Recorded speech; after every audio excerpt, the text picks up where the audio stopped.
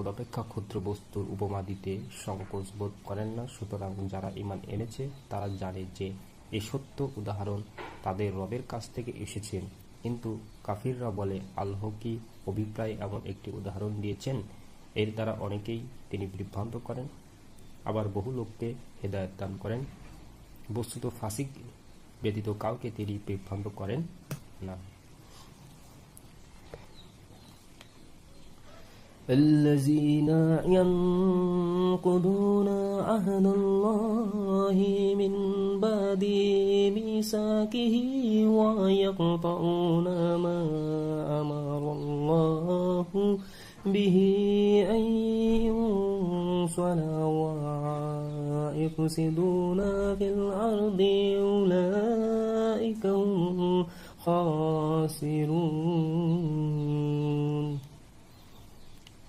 যারা আল্লাহর সাথে দৃঢ় প্রতিশ্রুতি করার পর তা ভঙ্গ করে এবং যে সম্পর্ক অক্ষুণ্ণ রাখতে আল্লাহ আদেশ করেছেন তা ছিন্ন করে আর দুনিয়ার অশান্তি সৃষ্টি করে বেড়ায়, তারাই ক্ষতিগ্রস্ত। كيف تكفرون بالله وكنتم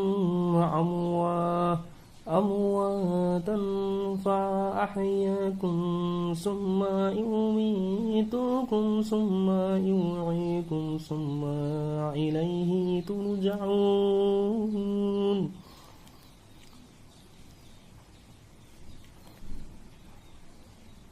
কি রূপে আল্লাহকে তোমরা অস্বীকার করো, অথচ তোমরা ছিলে মৃত। তিনি তোমাদেরকে প্রাণ দিয়েছেন, আবার তোমাদের মৃত্যু ঘটাবে এবং পুনরায় জীবন্ত করবেন।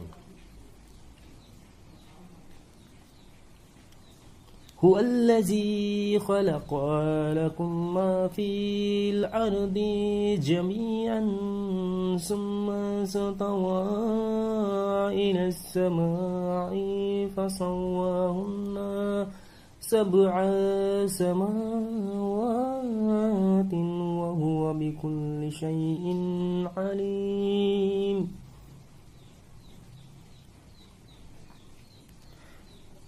তোমাদের তার দিকেই ফিরতে হবে। তিনি পৃথিবীর সব কিছু তোমাদের জন্য সৃষ্টি করেছেন, তারপরও আকাশের দিকে দৃষ্টি করেন এবং উহাকে 7 আসমান রূপে বিন্যস্ত করেন এবং তিনি সর্ববিষয়ে মহাজ্ঞানী।